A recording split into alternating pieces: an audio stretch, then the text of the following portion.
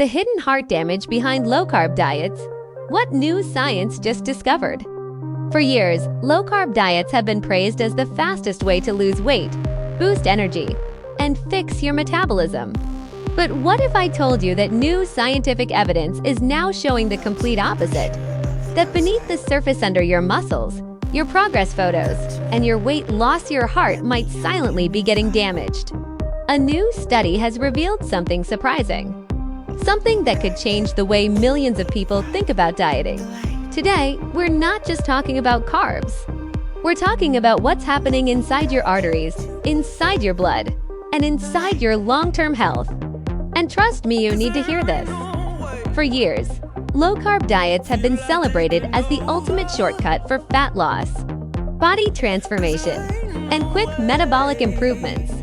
Everywhere you look on social media, in popular books, in trendy podcasts, you'll hear people talking about cutting carbs as if it were the universal solution to weight problems. But recently, a series of new scientific findings has raised serious concerns about whether this trend is actually safe for your long-term health, especially the health of your heart. This new research suggests that the relationship between low-carb eating and cardiovascular risk is much more complicated and potentially much more dangerous than most people realize. Today, we're breaking down a new study that's sparking major discussions among nutrition scientists and cardiologists. And we're not just going to talk about the risks.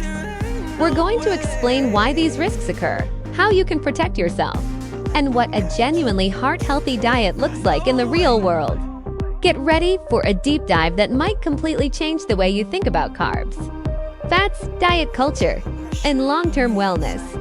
Recently, researchers analyzed long-term diet patterns and discovered a surprising connection between low-carb eating and a significantly increased risk of developing serious heart problems. This wasn't a small or poorly designed study. It involved advanced imaging of arteries, detailed dietary tracking, and careful examination of lipoproteins, those particles that carry fat and cholesterol through the bloodstream. What the researchers found was that people following very low-carb diets tended to have higher levels of something called ApoB, a key marker that represents the total number of atherogenic lipoproteins capable of burrowing into artery walls and starting plaque formation. And unlike LDL alone, ApoB is considered one of the most reliable predictors of future heart disease. What shocked many experts was that even individuals who appeared lean, active, and metabolically healthy showed these elevated levels when consuming diets extremely low in carbohydrates but high in fats. The study didn't just look at cholesterol from a traditional viewpoint. It examined the actual structural changes in arteries. Those eating low-carb diets showed more plaque buildup and a higher presence of dangerous patterns associated with atherosclerosis. This was very concerning because it meant the risk wasn't theoretical, it was visible and measurable inside their blood vessels. To understand why this happens, you need to understand how the body responds when carbohydrates are significantly reduced. When carb intake is extremely low, your body shifts into a state where fats become the primary source of energy. While this can accelerate fat loss, especially in the early phase, it also leads to a dramatic increase in the flow of fatty acids through the bloodstream. Your liver responds to this wave of fat by producing more LDL particles to transport those fats. But here's the catch. The LDL particles created during this process tend to be smaller and more numerous, increasing the overall ApoB count. These smaller particles have a higher likelihood of entering artery walls, triggering inflammation, and creating plaque over time. So even if your LDL number doesn't look exceptionally high on a standard test, your ApoB, which reflects the number of particles, may spike. And the number of particles is what determines how frequently they collide with artery linings. This means that people on very low-carb diets might unknowingly be driving up their long-term heart disease risk even if they feel great, look lean, and see improvements in short-term markers like blood sugar.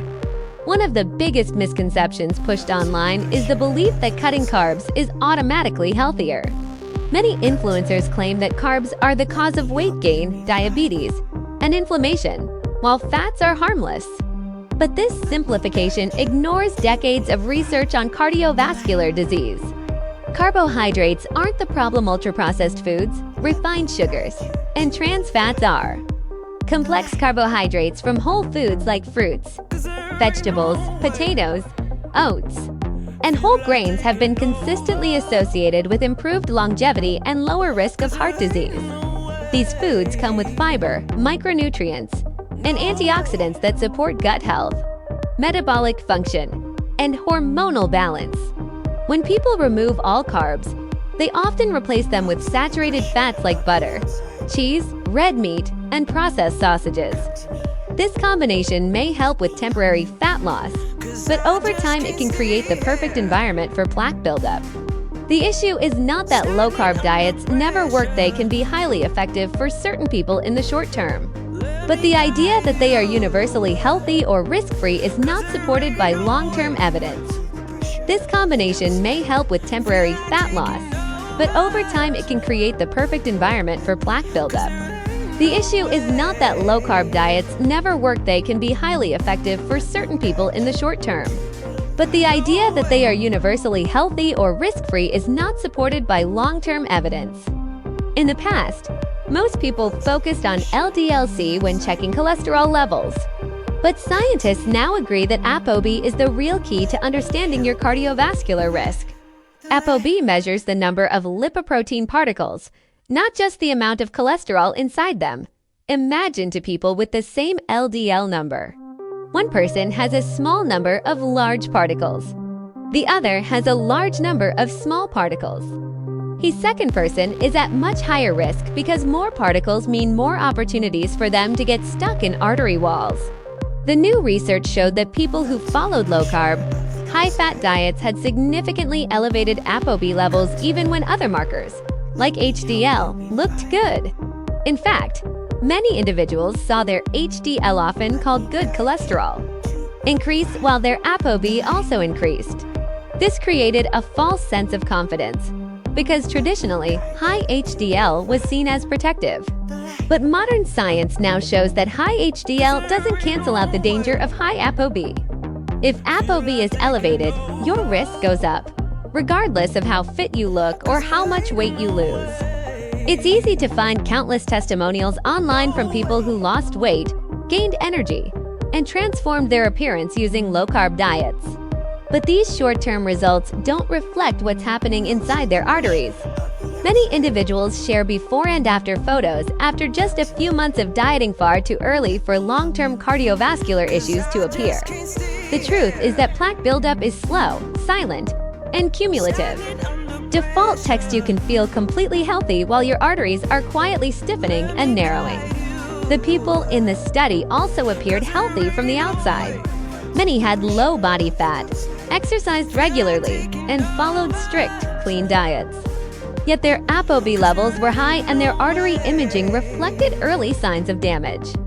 Just because something feels good in the moment doesn't guarantee it's good for your heart over the next 10 to 20 years. This is the part most influencers fail to mention. Sustainability and long-term safety matter just as much as short-term fat loss. The goal isn't to demonize low-carb diets entirely, but to help you use them safely. A smart and heart-friendly approach does not eliminate all carbohydrates. Instead, it removes refined carbs while keeping healthy ones.